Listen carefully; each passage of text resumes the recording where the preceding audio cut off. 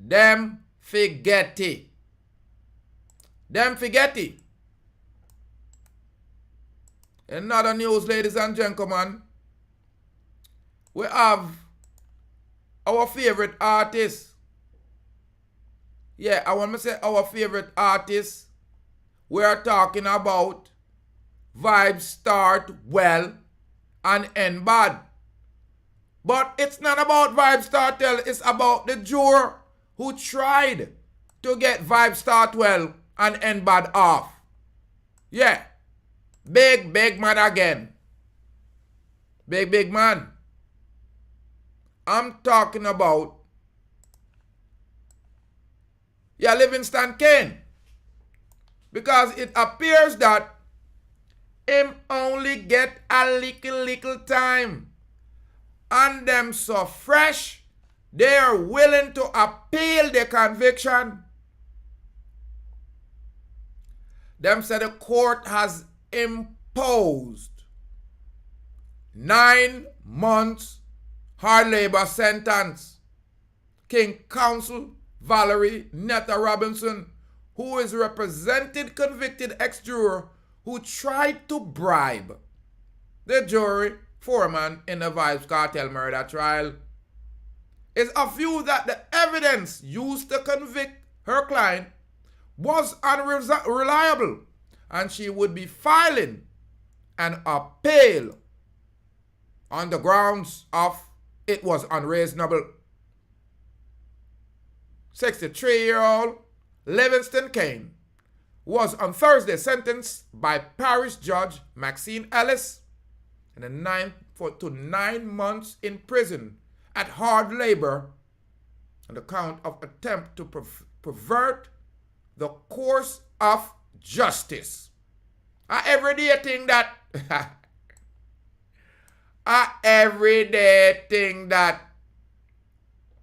the father of two was last December found guilty in Kingston and St. Andrew Parish Court of offending, offering the jury foreman 500,000, $500,000 Jamaican, to convince others on the 11-member jury to find Kartel, whose real name is Adidja Palmer, and his 3 co-accused not guilty.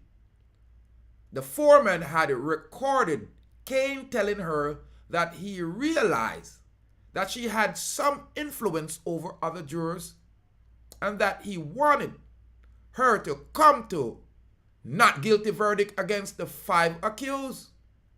But Neita-Robertson, who signaled her intention to appeal yesterday in court, thought her juror, Jeffrey Reed, said the Crown had not discharged its burden beyond a reasonable doubt. We made significant inroads on the prosecution's case. We destroyed their evidence under cross-examination. The case, he stated. Neita-Robertson stated her team had brought evidence to show that the recording had been tampered with. We called an expert witness that said the recording was interfered with and demonstrated with a machine called a spectrogram, where was spliced and overdubbed, she shared. Also, she said that the police had returned the phone that was used to do the recording to the witness and that the defense did not get a chance to have it examined by its expert witness. The phone she had the recording on, which was an exhibit, was given back to her the very night that she went to New York and lost it while she was shopping. We were looking for any tampering with dates, that time, and other things, and we were able to examine the phone. We were unable, to examine the phone, Neita-Robertson said. The attorney explained further that the foreman had given evidence that she had sent the recording to the recording of the conversation to a friend the friend had emailed her the recording. However, she said that during the trial, a witness from Digicel indicated that there was no record of an MMS message being sent on that day given by her. In addition, Neville Robertson said that prosecution never disclosed whether the friend was or who the friend was or who her email were from. The attorney said she is at loss as to what the judge had used to convict her client. She further highlighted that he was charged with 5 counts of attempt to pervert the court's justice and court to conspire to prevent the course of justice, but 5 has failed as there is no evidence to support the claim that he had tried to bribe other members of the jury. Following the sentence, Reed made an application for bail for Cain on humanitarian grounds. The lawyer, while submitted this, his client had missing a medical appointment on Monday, argued that he would be better cared for outside of the state facility. He also impressed on the judge to consider retaining his bail, given that he would be appealing. The judge, however, disagreed. She pointed out that there was no medical reports before her and there were no agreement that Cain would be appealing this case.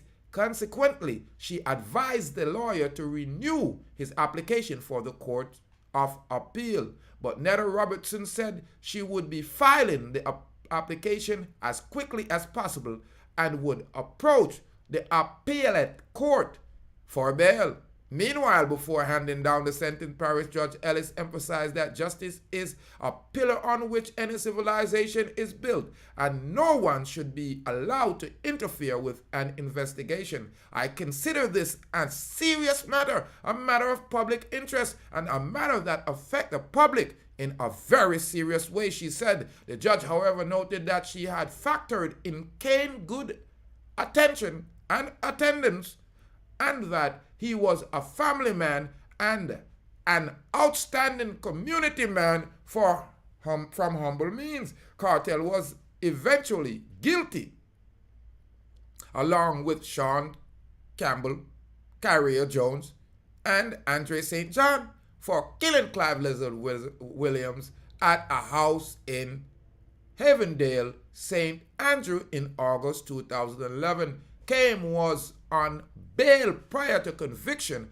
However, his bail was revoked on December 13. Ladies and gentlemen, I'm Rastafari Soldier here of Deep Roots TV. I know it's a long article, but hey, it's those who want to hear the truth and get the right information. Subscribe to Deep Roots. Yeah, Free Roots TV, Deep Roots TV. The courts have imposed a 9-month sentence at hard labor on the cartel juror. Yeah, and this gentleman right here, Livingston Caine, you hear them a talk about, the judge talk about him an upright citizen. How you gonna sentence man for trying to pervert justice and steer the course of justice, and then I gonna make a comment like that about him a good people. Or not take man for fall. It's a good thing I went to a good school, La Covia. Yeah, primary school. More life and more joy and more happiness. So,